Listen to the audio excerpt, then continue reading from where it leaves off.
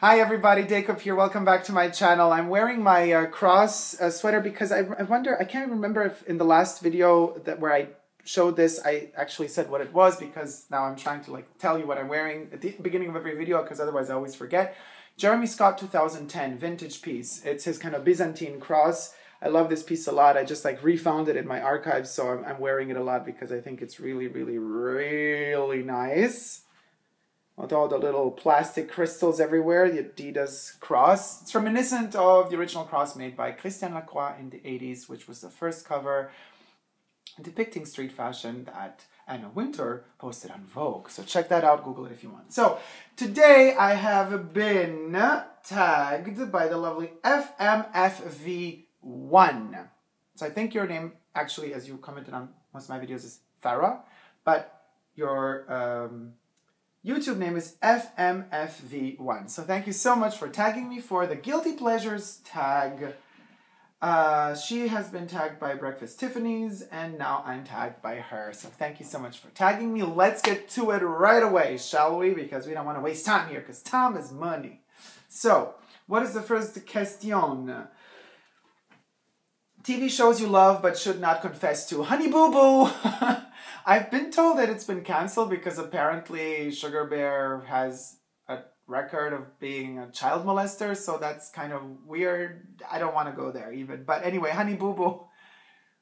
And usually I would be doing, after a hard day's work, come home, watch an episode while I'm eating, and I just lose my appetite. But I still that's how my guilty pleasure was a pleasure, because I wouldn't mind. I would just stop eating, but I would finish watching the episode. I wouldn't stop watching the episode in order to eat the food that I have deserved because I've been working all day and I was so hungry. No, it's the other way around. I would watch the episode first, and then my appetite would come back. Food you eat. What? Well, the guilty pleasure food. Yeah, this is maybe normal to some, crazy to others. I love popcorn, and I love to mix it up. I love salty and sweet popcorn. So sometimes I would even go to the movies, not to see the movie, but just to get the popcorn. So, where the people are controlling the tickets, they'll be like, where's your ticket? I'm like, no, I don't want to go to see the movie. Please let me in just to buy the popcorn, and I'll pop right out. And they're looking at me like I'm a freak, and then they're like, yeah, okay. So then I go in to get the popcorn, and then I start talking to the person selling the popcorn, and I say, listen, I would like, I like salty sweet popcorn mixed. Could you do, please, 2/3 salty, 1/3 sweet, and then shake it all up, because I want it to be a surprise every time I take one popcorn. I want it sometimes to be sweet, sometimes to be salty. They look at me like I'm a fucking freak. I don't care. That's my guilty pleasure. I love sweet and salty popcorn. Music. I love, and others just cringe at.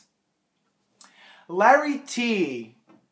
Bobby O, high energy maker, 80s, 90s. Larry T, Club Bad. That is such a nasty record. I love it though. People are usually looking at me like I'm crazy because it's all upbeat, high energy, high tempo, kind of nasty tracks. Love them. Guilty pleasure. And then Mina, an Italian singer I adore, but mostly people don't really understand why, because most of the songs she sings are in a language they do not understand.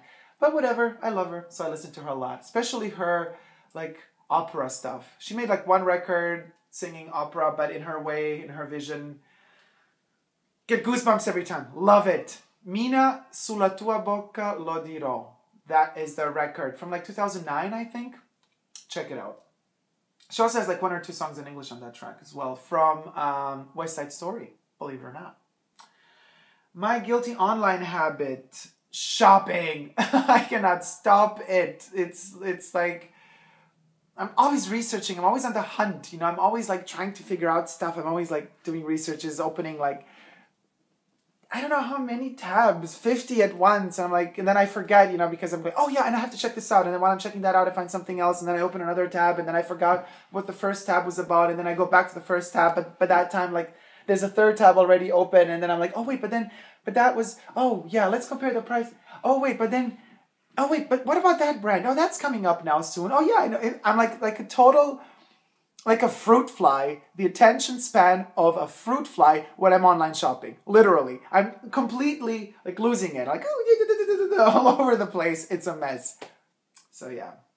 Next, I love to wear, but I shouldn't. Well, everything. According to society, most people look at me like I'm a freak because I'm wearing Jeremy Scott stuff, colorful things, playful things, things that are just fun.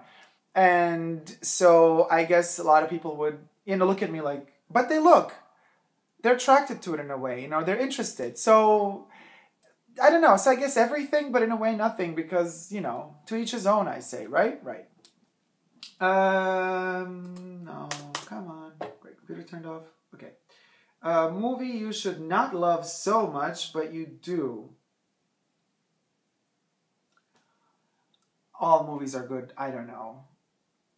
Maybe I shouldn't love Nightmare on Elm Street, the saga, so much as I do, but I just love it so much. Nightmare on Elm Street. I know it's trash, but it's just love it. I love Freddy Krueger. That's kind of, maybe I shouldn't love it so much. I watch it literally as entertainment. I don't even see it as a horror movie. It's just, especially the 80s ones. They're just fun special effects, and I love the stop motion things sometimes that are done in that series. I love the music. Believe it or not, Angelo Badalamenti, I think in the third installment of Nightmare on Elm Street, did the music, and he's the guy who did the music for Twin Peaks too. So there's a lot of also elegance in the Nightmare on Elm Street saga, believe it or not. Funny habit people comment on. I am very direct and honest, and people sometimes take my directness and honesty as being maybe aggressive or rude in a way. But to me, the truth and honesty is, I treasure that in people, and I find that to be extremely empowering and freeing. Lying to people and not telling them what you really think, not a cool thing. Not in my book. You're not going to be friends with me if you're like that. I want you to be honest to me. So that's something that people sometimes call a habit. Like, oh, you have the habit of always being so direct. But like, yeah, I guess honesty is a virtue to me, not to everybody. So that's one. Makeup look that you love but is just so wrong. Pizzazz from the Misfits, Gem and the Holograms. There you go. Thank you so much for watching, everybody. I hope I have answered a little bit of these questions. I always love to tag the whole world.